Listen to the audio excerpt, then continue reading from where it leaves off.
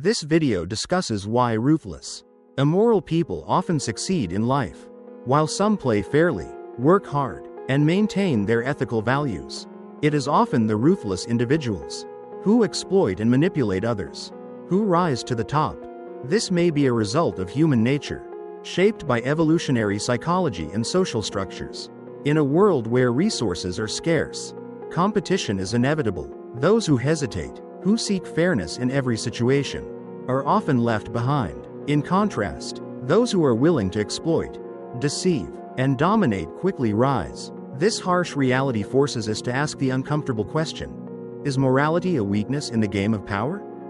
However, the paradox is that while the worst people may succeed in the short term, history is filled with stories of their downfall. The question then is not just why they rise, but whether their success is sustainable.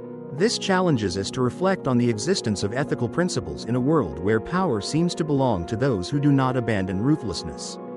While some seek fairness and adhere to ethics, the ruthless use their own cruelty as a tool to gain power and secure top positions. In a life full of competition and challenges, power is always a crucial factor in achieving success. However, an interesting question arises: why do those who lack ethics and ruthlessness often rise higher in society? The answer lies in Nietzsche's analysis of morality in his philosophical theories. He divides morality into two main systems: master morality and slave morality. Master morality is the morality of the strong, the decisive, the free, and those who are not afraid to express power. These individuals live by values like strength, ambition, and self-assertion. They do not seek approval from the outside but instead freely define their own worth. On the other hand, slave morality is about glorifying humility, obedience, and self-sacrifice. Those who follow this system often live under oppression and are hesitant to stand up, seeking fairness. With this opposition, Nietzsche points out that in a society where power is measured by strength and decisiveness, those who worship fairness and ethics are easily left behind.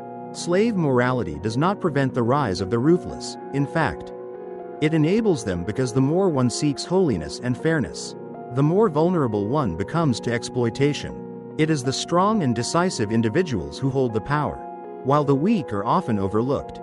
However, Nietzsche does not encourage abandoning morality entirely.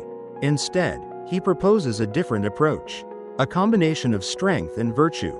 To achieve this, each individual needs to build inner strength, a strength that comes not only from overcoming others but also from overcoming oneself.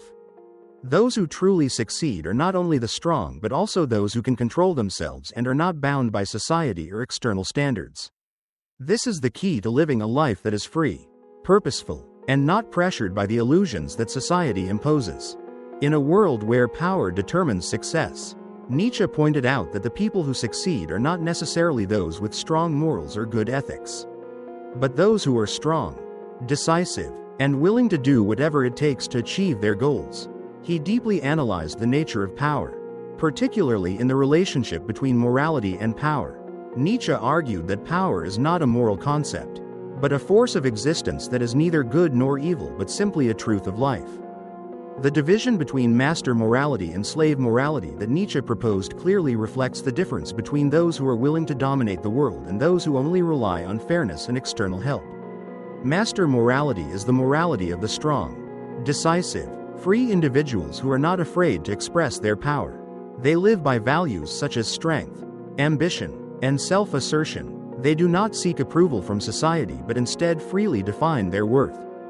These people live by values like strength, ambition, and the desire to win. They are not afraid to act decisively and may even become ruthless when necessary to achieve their goals.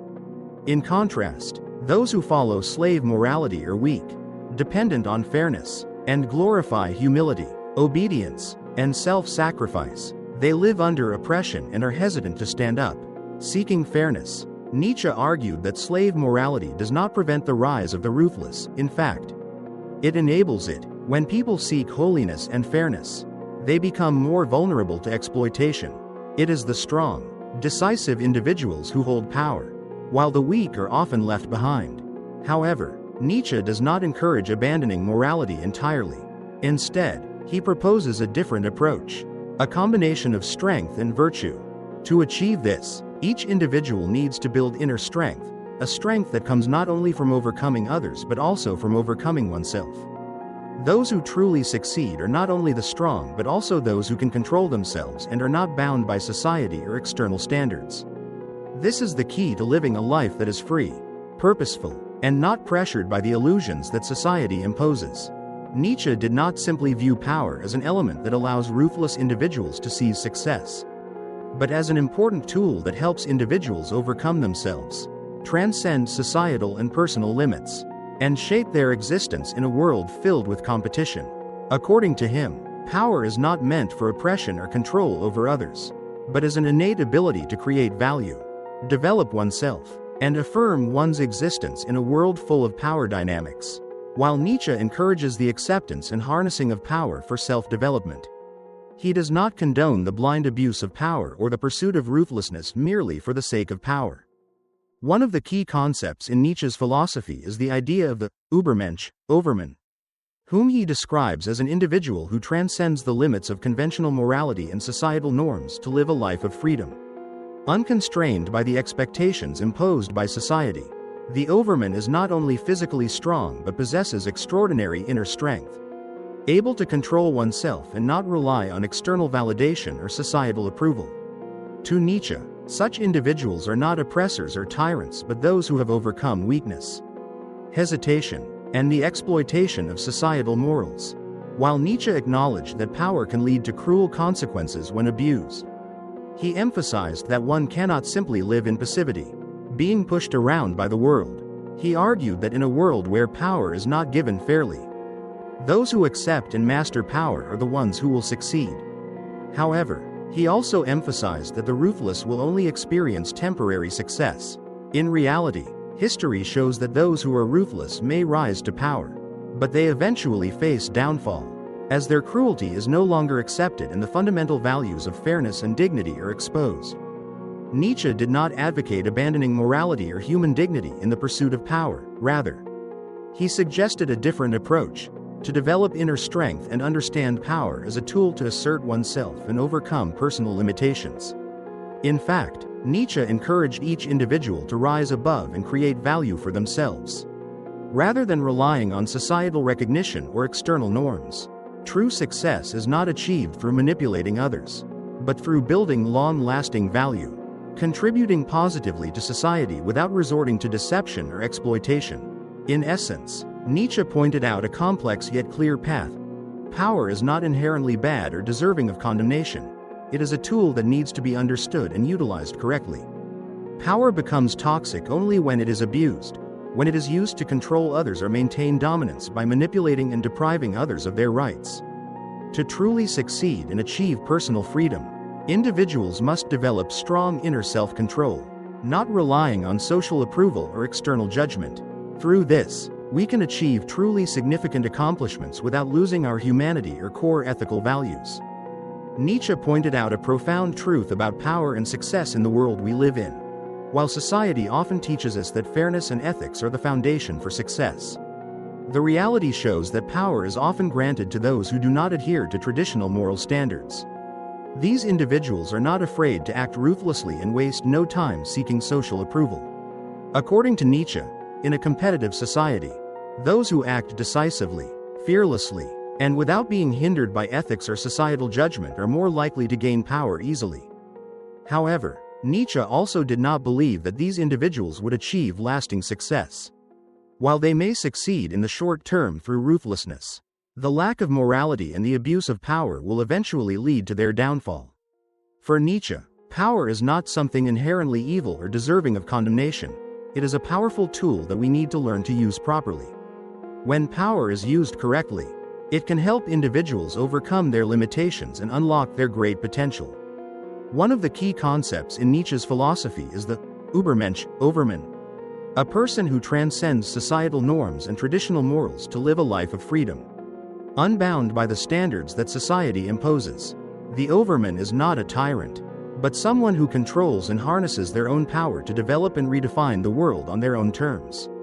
The Overman does not need approval from society or the consensus of others. They live with a strong sense of self and are not controlled by the values that society imposes.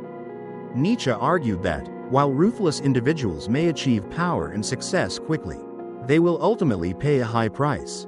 Power based on oppression, manipulation, and deceit cannot be sustained for long. These individuals, although strong and ruthless, will not be able to last in a society that increasingly values freedom, creativity, and fairness. Nietzsche pointed out that the path to long-term and lasting success is not through ruthlessness, but through self-assertion and self-development with a strong will, unshaken by external approval. Importantly, Nietzsche does not encourage us to abandon ethics or human dignity in the pursuit of power.